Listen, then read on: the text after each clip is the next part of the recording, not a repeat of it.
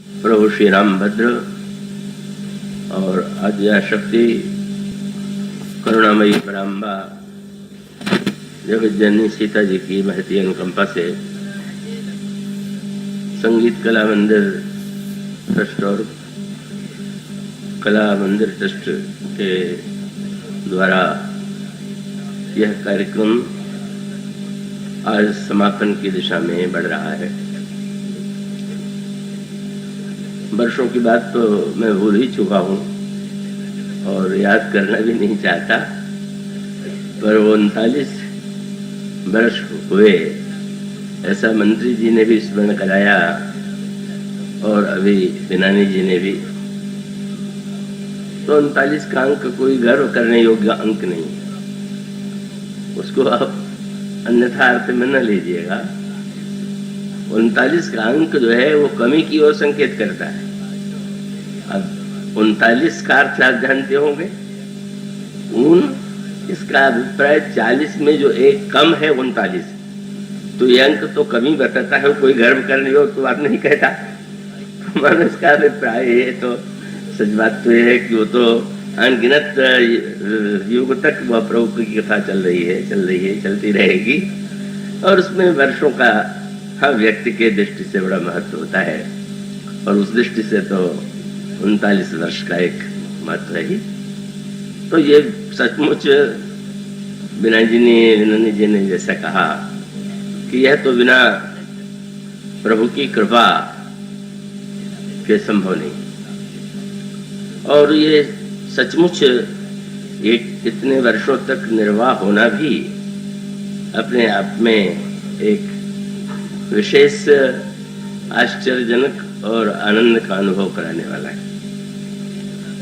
इसके पीछे मैं यही समझता हूँ कि प्रभु के कृपा का ही सर्वोपरि स्थान है। फिर भी इसके जो संस्थापक हैं हमारे श्री बसंत कुमार जी बिरला और श्रद्धा भक्तिमयी सौभाग्यवती सरला जी, उनकी जो एक श्रद्धा निष्ठा और भावना है उसके मूल में एक बहुत बड़ा हेतु है। और इस प्रकार की स्थिति, इस प्रकार की श्रद्धा, यह प्रभु की कृपा के द्वारा ही संभव होती है। कुछ एक सुखद संयोग है कि आज की तारीख उनका जन्मदिन भी है, तो ये जो एक सुखद संयोग बन गया कि वो 12 वैसे तो दिन के रूप में शनिवार से रविवार तक, पर आज रविवार भी है, 12 जनवरी भी है। तो ये आप लोगों ने जो करतल ध्वनि की है, इसका अभिप्राय है कि आप उसको कितने आनंद और इसको गौरव का विषय मानते हैं।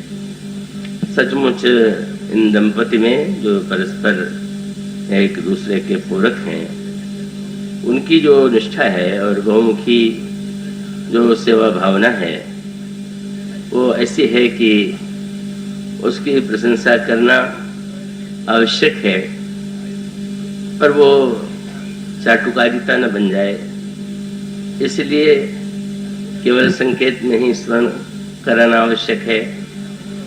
उन्हें संकोच लगता है, उनकी जब चर्चा होती है तो गुण ही है, पर प्रभु से यही प्रार्थना है कि जिस तरह से उनकी श्रद्धा की अविचल भावना रही है और वो कठिन परिस्थिति में भी जो उनकी श्रद्धा भावना दिखाई दी, तो वही दोहा याद आता है कि भक्ति भाव भादौ नदी सबे चली गहराए, पर सरिता वह सराहिए जो जेठ मास ठहराए।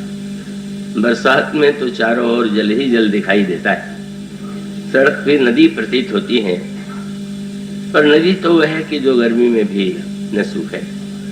और सचमुच यह सिद्ध हो गया कि उनका ये जो भक्ति भाव है वो कितना स्वर है और उसके मूल में भगवान की कितनी मई मंगलमय अनुकंपा है। तो इस अवसर पर स्पीड से आशीर्वाद में दूं, मंगल कामना करूं। ये दंपति अनगिनत वर्षों तक इस प्रकार से सामाजिक सेवा, लोक कल्याण और आत्मोपलब्धि के द्वारा कृतकृत्यता का अनुभव करें। वीरानी जी ने जब 39 वर्ष की चर्चा की तो अपनी भी प्रशंसा कर ली। स्वयं नहीं किया उन्होंने, पर मैं कर दूं कि भाई यहाँ ये तो शायद हो कोई ऐसे श्रोता कि जो 39 वर्ष में एक दिन का भी जिन्होंने नागा न किया, पर वो शायद कोई बिरले होंगे। तो वीरानी जी जो है सचमुच उन पर भी कृपा की, प्रभु की अनोखी कृपा है कि 39 वर्ष में आज तक कभी भी वे अनुपस्थित नहीं हुए। तो मैं उनके लिए भी उन्होंने जो बात कही है आनंदित होता हूँ। और जहाँ तक मेरी बात है, वो मुझसे कल भी रात्रि को मिले, पूछने लगे कि मैं एक प्रश्न पूछने आया हूँ। तो उन्होंने वही वाक्य दोहरा दिया। कहने लगे कि हनुमान जी जब भगवान राम से मिले थे तो उन्होंने पूछा था कि को तुम श्यामल गौर शरीरा। तो मैं भी आपसे पूछता हूं कि को तुम, आप कौन है? तो मैं क्या कर सकता हूं? मैं तो एक अत्यंत तृण के समान तुच्छ का, जिसमें स्वयं अपना कुछ है ही नहीं, कोई ऐसी बात जिसके लिए मैं गर्व कर सकूं, ऐसा कुछ नहीं है। पर यह विशेष गर्व की बात है कि ऐसे व्यक्ति को प्रभु ने माध्यम बनाया, और माध्यम बना करके अगर कोई नई दिशा, नया चिंतन, और जिसके लिए लोग बार बार कहते हैं कि कितना अध्ययन, कितना परिश्रम आपने किया होगा, तो मुझे हंसी आती है, आश्चर्य भी होता है। आज तक न मैंने अध्ययन किया है, न परिश्रम किया है, और न करता हूं। मैं मंच पर आने से एक क्षण पहले भी यह नहीं ध्यान करता कि क्या बोलना है। क्यों? क्योंकि आप लोग भी श्रोता हैं और मैं भी श्रोता हूं। आप लोग विनम्र हैं, नीचे बैठ के सुनते हैं, और मैं अभिमानी हूं तो ऊपर बैठ के सुनता हूं। वस्तुतः मैं भी सुनता ही हूं, और सचमुच सुनने में इतना अधिक आनंद मुझे आता है, यह सोच करके, यह देख करके कि गोस्वामी जी की यह पंक्ति कई लोगों को अतिशयोक्ति लगती होगी कि राम अनंत अनंत गुण अमित कथा विस्तार, पर वो काव्य नहीं है, अतिशयोक्ति नहीं है। इतने बार कहते हुए भी नए ही रूप में प्रभु की कथा, प्रभु के जो भक्त हैं उनके चरित्रों का जो नया नया रूप मेरे सामने आता है, तो मुझे लगने लगता है क्या अद्भुत अनुकंपा होगी कि इसको, जैसे ये माइक है, इसके माध्यम से कथा आप तक पहुंच रही, पर ये माइक नहीं बोल रहा है, और दूसरा भी जो आपको व्यक्ति बोलता दिखाई दे रहा है, वह भी सचमुच बोलता नहीं है, उसमें ऐसे योग्यता ही नहीं है। प्रभु ही प्रारंभ से उन्होंने इसी रूप में कृपा की, आज भी करते रहते हैं। आज जिन सत्ता के संवाददाता श्री हर्ष जी साक्षात्कार लेने गए थे, तो उन्होंने कहा कि इस वर्ष की कथा तो अत्यंत गंभीर है, क्या लोग समझ पाते होंगे? तो मैंने यही कहा कि कथा में वह नहीं, मेरे माध्यम से वो नहीं कही गई, नहीं कही जाती कि जैसा श्रोता सुनना चाहते। मैं श्रोताओं को की प्रसन्नता के लिए कथा कहूं, ऐसा कोई संकल्प नहीं रहा। मैं तो चाहता हूं कि श्रोता सचमुच श्रोता बने, और इसीलिए तो प्रभु ने प्रारंभ से ही इस भय के बिना कि लोग आनंद ले सकेंगे कि नहीं, लोग ग्रहण कर सकेंगे कि नहीं, तो मैंने यही कहा कि अब ये कौन चाहेगा कि 39 वर्षों में प्रत्येक विद्यार्थी पहली कक्षा में रहे, कम से कम आगे क्रमशः उसके ज्ञान की वृद्धि हो, और वो और उसके अंतरंगतम जो रहस्य हैं उनका आनंद ले सके। तो सचमुच आप सबकी बड़ी प्रीति है कि इतनी शुष्क जैसी बातों को भी आप इतने आनंद से सुनते हैं। आप इतनी संख्या में आते हैं, संख्या तो और भी बहुत बड़ी होती है, हो सकती है, लेकिन वो आने का अर्थ है कि आप उसमें रस ले पाते होंगे, तभी आते होंगे। और कभी कभी तो मैं विनोद में कह देता हूँ, एक सज्जन ने कहा कि आपकी कथा तो नहीं लोग समझ समझ पाते होंगे। मैंने कहा आप समझ जाते हैं कि नहीं? मैं तो समझ लेता हूँ। तो मैंने कहा दूसरों की बुद्धि पर इतना विश्वास मत कीजिए कि आप समझ लेते हैं और दूसरे नहीं समझ पाते। और इसका अर्थ है कि आप उसे सुन करके यदि आनंद लेते हैं तो ये आपकी रामायण के प्रति निष्ठा है। और यहाँ तो एक ऐसे कथा के श्रोता आए हुए हैं जो लंदन से आए हुए हैं, दंपति, और केवल कथा सुनने आए, ये नहीं कि आए थे कथा में आ गए। और ये अद्भुत सी बात है कि प्रवचन सुन करके पुस्तक लेने वाले तो बहुत अधिक होते हैं, पर उनका मेरा परिचय प्रवचन से नहीं हुआ, पुस्तक के लेखन से हुआ। उन्होंने कोई पुस्तक दक्षिण अफ्रीका में, वहीं वो जन्मे, वहीं रहे, तो वह किसी ने दे दी और लंदन में उन्होंने पढ़ा। तो उनके मन में जिज्ञासा हुई कि ये इसके जो लेखक हैं वह उनका प्रवचन कहाँ होता है। और फिर वो पहली बार भारतवर्ष कई वर्ष पहले कथा सुनने के लिए आए।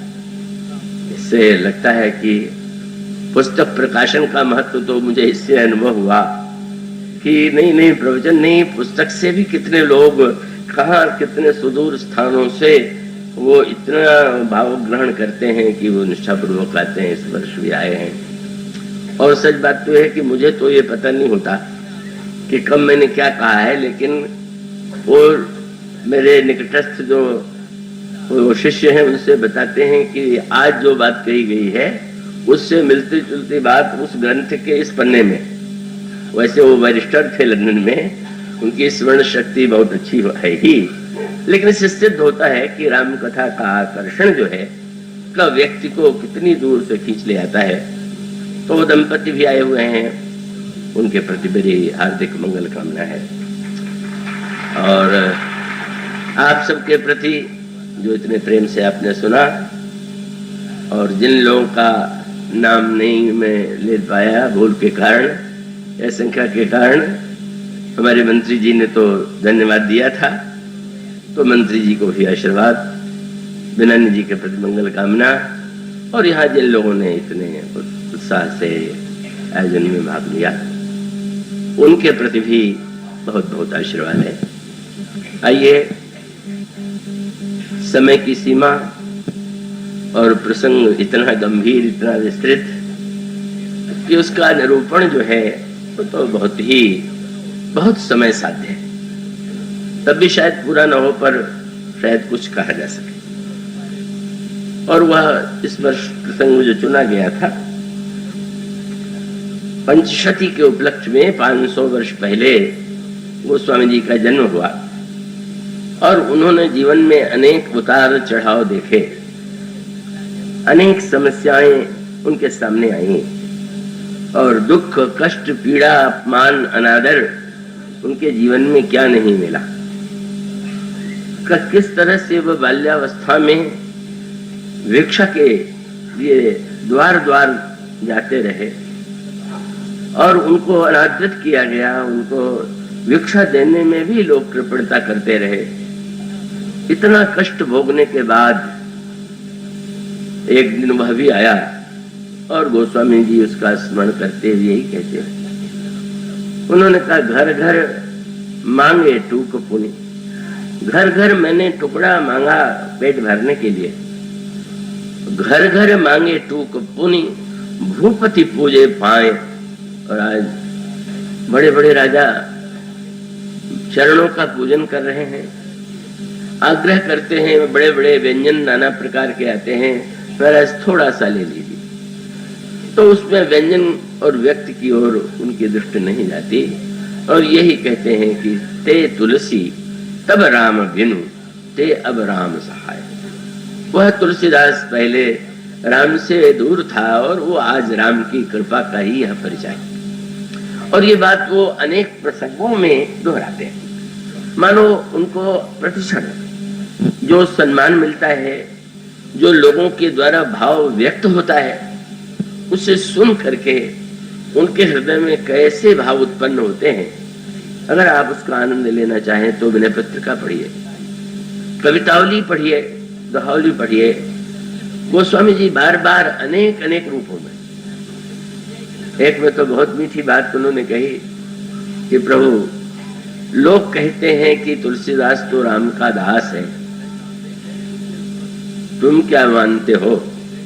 तो मैं भी कहता हूं, लोग कहें, लोग कहते हैं और हूं कहो, जन खोटो खरो रघुनायक ही को। तो तात्पर्य क्या है? महाराज लोग प्रशंसा करते हैं, लोग कहते हैं कि तुलसीदास राम का है, और मैं भी कहता हूं, और उसके साथ बहुत से गुण मुझ में देखते हैं। तो अब तो दो ही विकल्प आपके पास है, क्या? बोले कह यह हान सहो बलि जाऊं, या तो मुझ में इतनी कमी हो कि लोग कहने लगे ऐसे राम के दास हुआ करते हैं क्या? तो अगर आप ये सह सकते हैं तो सही है, और न सह सकें तो जैसा लोग कहते हैं वैसा बनाइए। क्या विनम्र भावना है आपके पास, तो और कुछ है ही नहीं, केवल यही है कि बस आप कह हानि सहो बोले जाऊं कि मोहू करो निज लायक हूं को। इस तरह से गोस्वामी जी जो अनुभव करते हैं प्रभु की कृपा का, और जिस तरह से प्रभु की कृपा उनके जीवन में मन प्राण में समाई हुई है, उसका वर्णन इतने रूपों में किया गया है कि आप पढ़ करके गोस्वामी जी की विनम्रता और उस कृपा की अनुभूति का आनंद ले सकते हैं।